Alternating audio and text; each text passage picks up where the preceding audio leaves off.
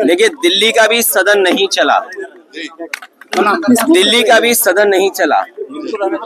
और वहां भी आप जानते हैं कि सरकार की तरफ से किस तरह की भाषा का इस्तेमाल हुआ। हम आप सब बाबा साहब भीमराव अंबेडकर जी को बहुत सम्मान करते हैं। बाबा साहब भीमराव अंबेडकर जी का योगदान इस देश के संविधान बनाने में और इस देश को एक ऐसा संविधान जिसमें सबको हक और सम्मान मिलता है, वो बाबा साहब भीमराव अंबेडकर जी ने दिया। लेकिन आप देखिए उनके सम्मान में किस तरीके से भाषा का इस्तेमाल हुआ है। ये वही लोग हैं जो संविधान कभी बदलना चाहते थे और लोकतंत्र पे हमला करने के लिए कि हमारा लोकतंत्र कमजोर हो जाए।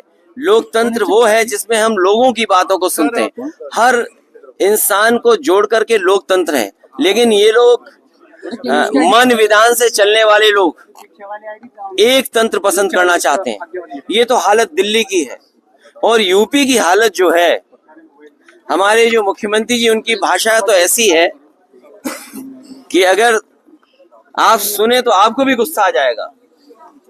उनकी जो भाषा सदन में है वो शायद डेमोक्रेटिक नहीं है, एक सम्मान की भाषा नहीं लगती है। अगर राइट टू स्पीच है तो कहीं ना कहीं हमें राइट फॉर सम्मान की भी बात करनी पड़ेगी। हमारा सम्मान तो कोई भाषा ऐसी इस्तेमाल करे जिससे सम्मान हो। और वही स्थिति आज बनी है कि सरकार के मंत्री, डिप्टी सीएम की जो भाषा थी वो ठीक नहीं थी।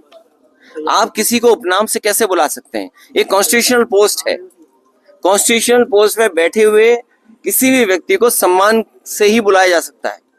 लेकिन जानबूझ करके सरकार, क्योंकि बुनियादी सवालों का जवाब उनके पास नहीं है। आप किसी अस्पताल में चले जाएं, किसी भी सीएससी पीएससी में चले जाएं, किसी गरीब को इलाज नहीं मिल पा रहा है।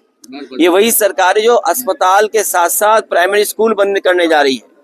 मैं आपसे कहना चाहता हूं कि इतनी लूट किसी सरकार में नहीं हुई होगी जिसकी लूट हर स्तर पर आपको देखने को मिल जाएगी।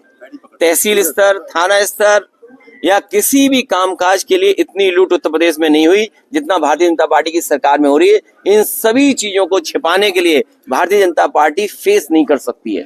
सर क्या कहेंगे संबल पर जो हिंसा हुई है, क्या कहेंगे? वापस जाने से रोका गया है सबको। जहाँ तक मिलने मिलाने की बात है, मैं आपसे बड़े सम्मान के साथ कहना चाहता हूँ कि हम लोग खोदने वालों में से लोग नहीं हैं। देश और समाज को तरक्की खुशहाली पे रास्ते पे ले आने के लिए नए रास्ते खोजते हैं, खोदने वाले नहीं हम लोग नए रास्ते खोजने वाले हैं। और ऐसे रास्ते खोजना चाहते हैं जिससे हमारा देश मजबूत हो। जहां तक संबल की घटना है, जब कभी भी जांच होगी सरकार कटघरे में होगी और अधिकारियों के खिलाफ कार्रवाई भी होनी चाहिए और दोषी भी वही पाए जाएंगे। संबल हिंसा पर आप लोगों ने विरोध किया है, बसपा जब भी समर्थन कर। मुझे दूसरे दल का नहीं पता कि दूसरा दल किसके साथ खड़ा है। One nation one election, one nation one ration, one nation और एक ही इलाज है इनका, वोट। वन नेशन को बचाने का जो रास्ता है, जो इनका तरीका है लोकतंत्र को कमजोर करने का। हमारी रीजनल पार्टियों का अपनी वैल्यू है। रीजनल जो प्रदेश बने थे वो कहीं ना कहीं सूझबूझ के साथ बनाए थे। हमारी आइडेंटिटी है और लोकतंत्र में हमारी आइडेंटिटी बची रहे और लोकतंत्र और मजबूत है, इसलिए फेडरल सिस्टम है। लेकिन ये लोगों की सुनना नहीं चाहते हैं, केवल अपनी सुनाना चाहते हैं। ये संविधान से नहीं, मन विधान से चलना चाहते हैं। ये लोकतंत्र नहीं, एक तंत्र चाहते हैं कि एक तंत्र हो, एक का फैसला हो, वही सब माने। अखिलेश जी क्या कहेंगे जिस प्रकार से इजराइल और फलस्तीन को लेकर भी विधानसभा में एक बात चल रही है? कल सीएम भी उस पर बोले हैं, उन्होंने बताया 6000 जो युवा है वो इजराइल में नौकरी करने के लिए गए। क्या यूपी में नौकरी नहीं रही है? देखिए, हमारे मुख्यमंत्री इस बात को गर्व मान रहे हैं कि गरीब बच्चे वो अपना घर परिवार छोड़ करके, अपने सगे संबंधियों को छोड़ करके, अपने घर गांव खेत छोड़ करके, और सोचिए इजराइल में न जाने किन परिस्थितियों में क्या नौकरी कर रहे होंगे।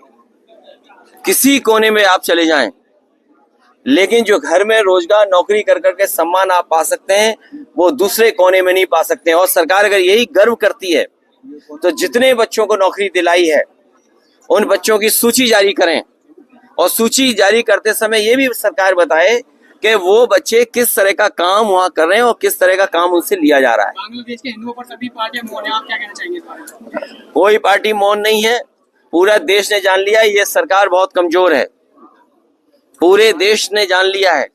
और सच्चाई तो ये है कि हम अपने प्रदेश में, देश में जिस तरीके से अल्पसंख्यक समाज को सम्मान के साथ और रखें, उनका विश्वास और जीतें, उसी तरह का व्यवहार और देशों में होना चाहिए अल्पसंख्यकों को लेकर। सर, समाजवादी पार्टी दिल्ली में नजदीकियां बढ़ा रही है अरविंद केजरीवाल के साथ, क्या कहें? क्या हमारी उन सबसे नजदीकियां बढ़ेंगी जो बीजेपी को हराने में आगे आएंगे। सीएम योगी ये इंडिया गठबंधन की मैं आपको बधाई देता हूं, सहारनपुर के लोगों को जिन्होंने इंडिया गठबंधन को जिताने का काम किया था। सीएम योगी जो है संसद से बयान दे हाँ जी, किस पे?